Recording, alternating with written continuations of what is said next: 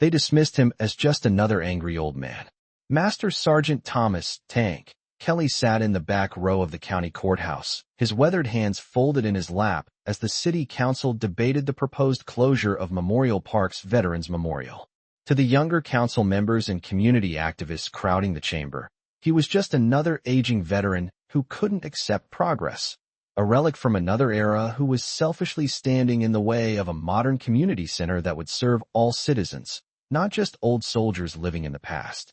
At 72, Thomas moved slowly and spoke with the careful deliberation of someone whose hearing had been damaged by decades of artillery fire. When he finally stood to address the council during the public comment period, several people in the audience rolled their eyes and checked their phones. They had heard from plenty of other veterans that evening, all making the same tired arguments about honor and sacrifice that seemed irrelevant to contemporary community needs.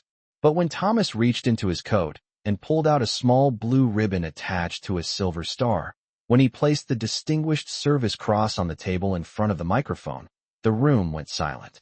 Because the man they had mocked as just another complaining old-timer had earned the nation's second-highest military decoration for extraordinary heroism in combat, a medal that represented the kind of courage and sacrifice that most people could only imagine. As the medal touched the surface of the council table, its metallic edge caught the fluorescent light, gleaming like a quiet thunderclap. The Distinguished Service Cross sat still, but it echoed through the silence louder than any speech could. A teenage activist's mouth hung open. One councilman looked down, ashamed. No one checked their phones now. Thomas stood still, not demanding attention, just commanding it. For the first time all night, they saw him not as an old man, but as a warrior. Welcome to the silent salute. Before we continue with this incredible story, tell us in the comments from which city in the world are you watching this video today. Your support means everything to us, and if you believe stories like this deserve to be heard, please hit that subscribe button. We're growing every day, and every single one of you makes that possible. Thank you for being part of our community. Millbrook County, Ohio, was facing the kind of budget crisis that had become common in small American communities during the economic downturn. The county government was struggling to maintain essential services while dealing with declining tax revenues and increasing demands for social programs. Every piece of public property was being evaluated for its potential to generate revenue or serve multiple community purposes. Memorial Park had been dedicated in 1953 to honor the county's war dead from World War II and Korea. The 3-acre plot in the center of town contained a simple granite monument listing the names of 247 local men who had died in service to their country, surrounded by well-maintained grass and mature oak trees that provided shade for the benches where elderly veterans often gathered to remember their fallen comrades. The proposal before the county council was straightforward and, from a purely practical standpoint, sensible. The park occupied valuable real estate in the heart of the downtown area, and a private developer had offered to purchase the land for $2.8 million to build a mixed-use community center that would include a gymnasium, meeting rooms, and commercial space that could generate ongoing tax revenue. Councilwoman Jennifer Martinez, a 34-year-old attorney who had been elected on a platform of fiscal responsibility and community development, was the primary advocate for the sale. We have to make difficult decisions based on current community needs, she had argued during previous meetings. This memorial served an important purpose for a previous generation, but we need facilities that will benefit all our citizens, not just a small group of elderly veterans. The proposal included provisions for relocating the memorial monument to the county cemetery, where it would be maintained as part of a larger veterans section. Martinez and her supporters argued that this arrangement would actually provide better long-term care for the memorial while freeing up prime downtown real estate for more productive use. Councilman Robert Thompson, a 58-year-old businessman who had served briefly in the National Guard, had expressed some reservations about the proposal but ultimately supported it for financial reasons. "I respect the sacrifice these veterans made," Thompson had said, "but we have to be realistic about our budget constraints and community priorities." The public hearing had drawn more than 200 people to the courthouse chamber, with strong opinions on both sides of the issue.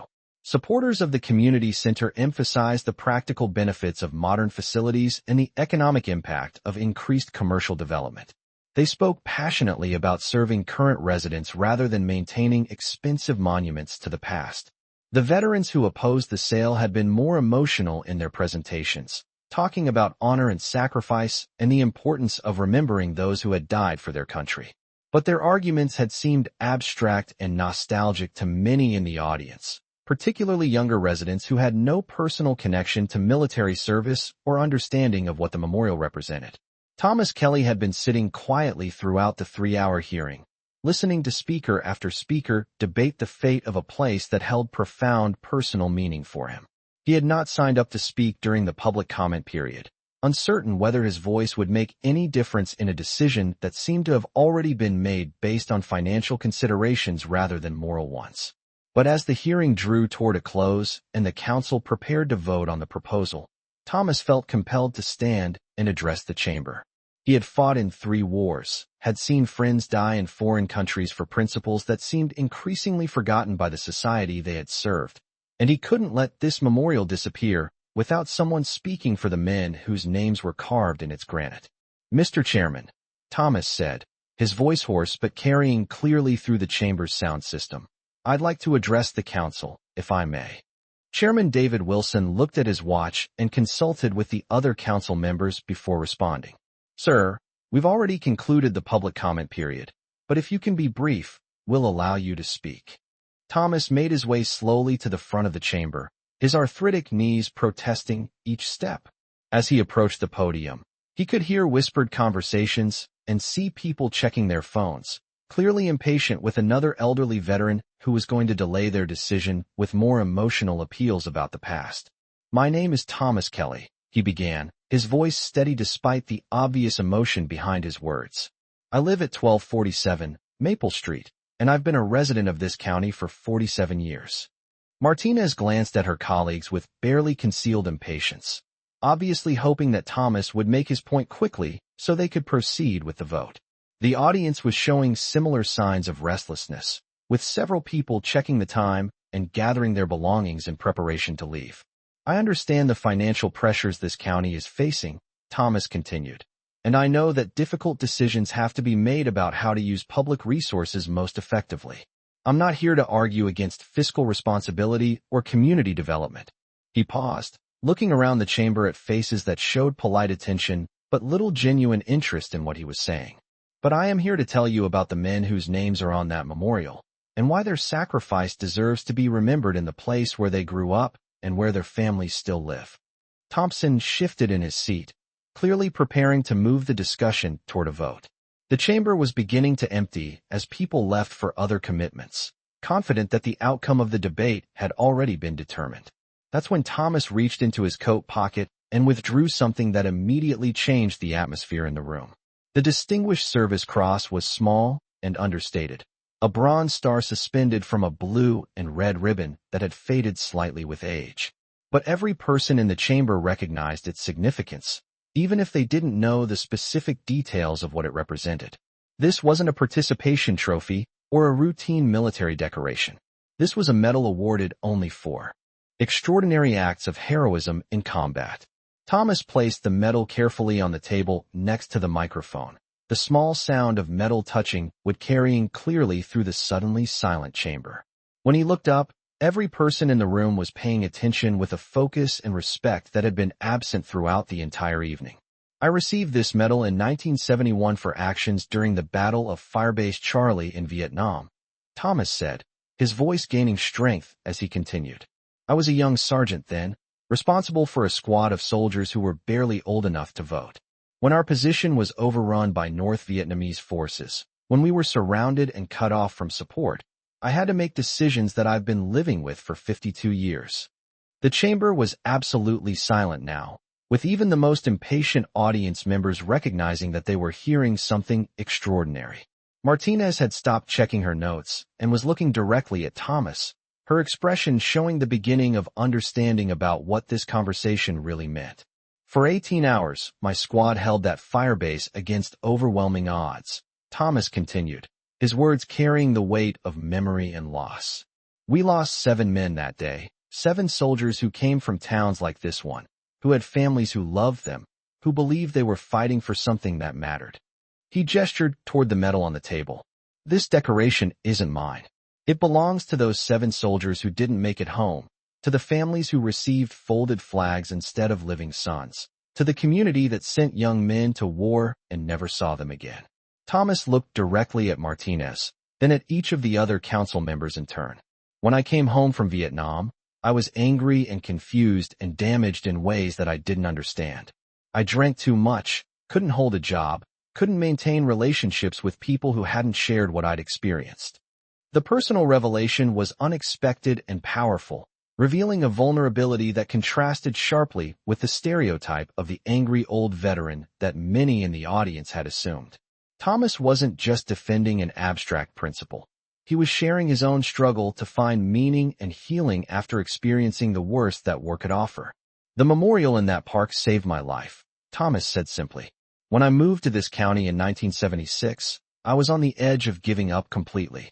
But I found the memorial, and I started spending time there, reading the names of local men who had died in wars before mine. I realized that I wasn't alone, that other people had faced the same challenges and found ways to honor the sacrifice of those who didn't make it home. He picked up the Distinguished Service Cross and held it carefully in his weathered hands. This medal represents 18 hours of combat, but the memorial represents 50 years of healing. It's where I learned to process my grief, to find purpose in survival, to understand that the best way to honor the dead is to serve the living. The transformation in the chamber was palpable. People who had been preparing to leave were now leaning forward, completely engaged with Thomas's story. Martinez was taking notes, her expression showing the kind of serious consideration that had been absent during the earlier debate. I know that $2.8 million sounds like a lot of money, Thomas continued, and I understand that this community has real needs that require resources.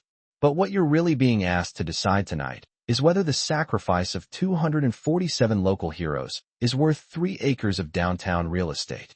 Thompson, who had been a strong supporter of the sale, was now visibly uncomfortable with the financial arguments he had been making earlier.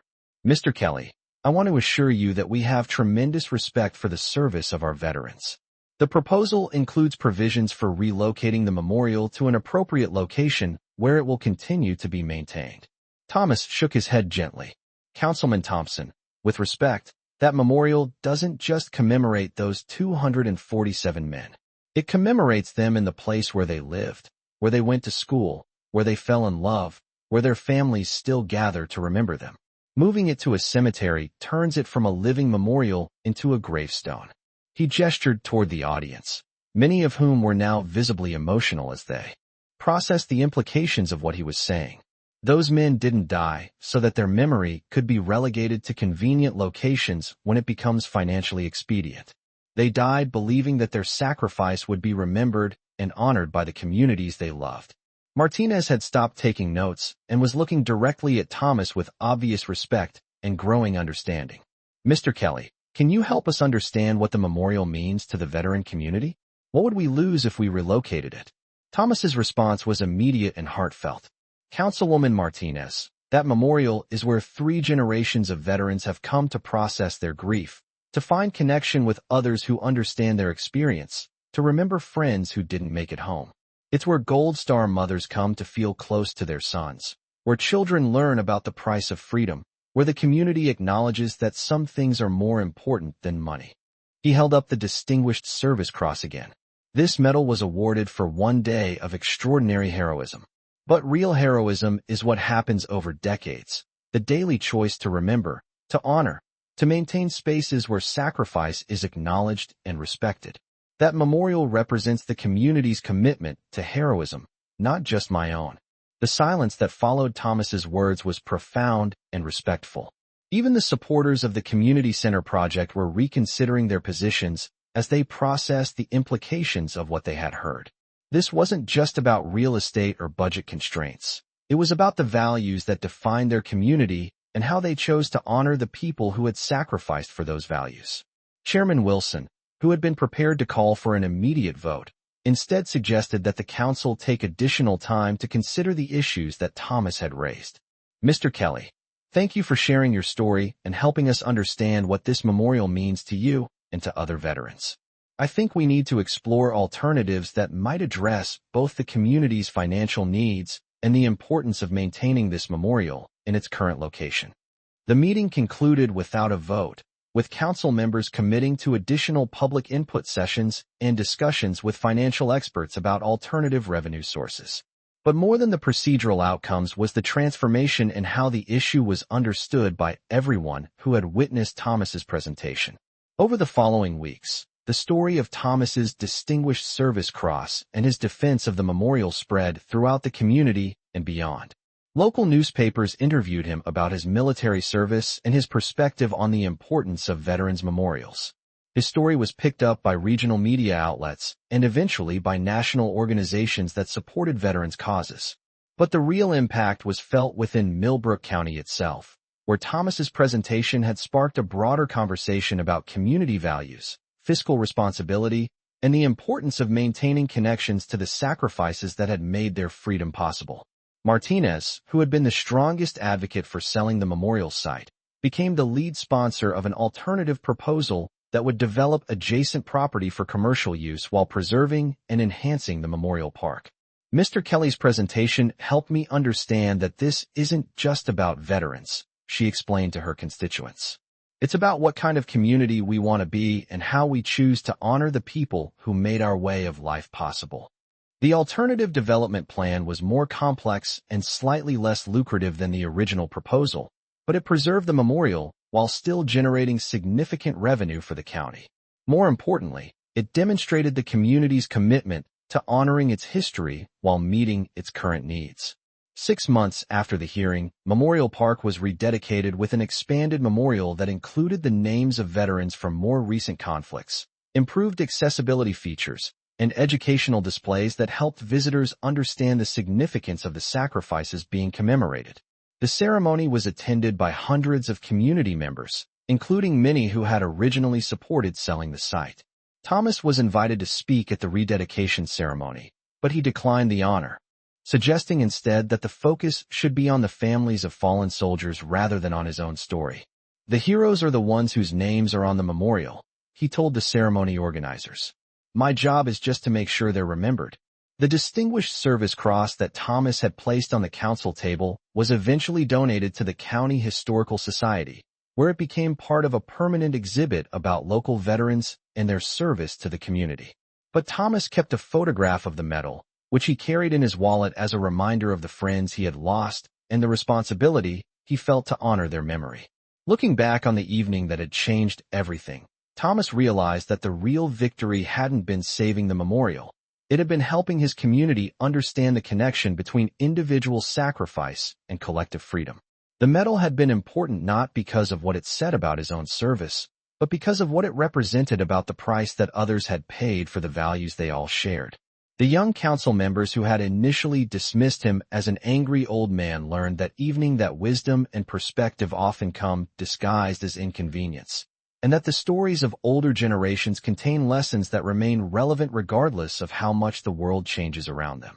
Martinez, who had been transformed from opponent to advocate by Thomas's presentation, later said that the hearing had taught her more about leadership and public service than any training program or educational experience.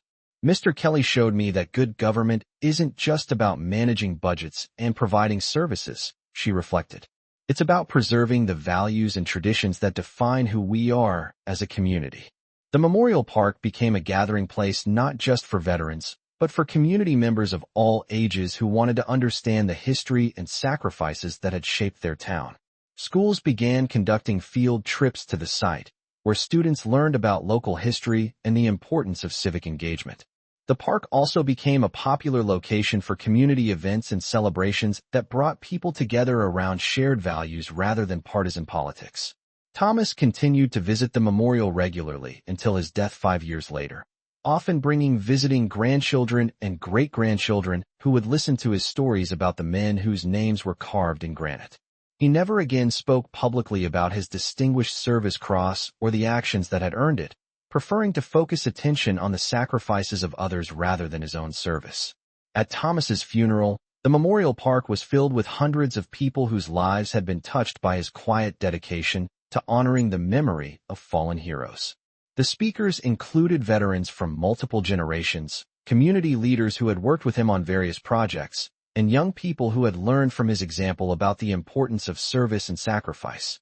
The Distinguished Service Cross was displayed at the funeral service, but the eulogies focused not on Thomas's moment of combat heroism, but on his decades of community service and his commitment to ensuring that the sacrifices of others were never forgotten. His legacy wasn't measured in military decorations, but in the lives he had influenced and the values he had helped preserve.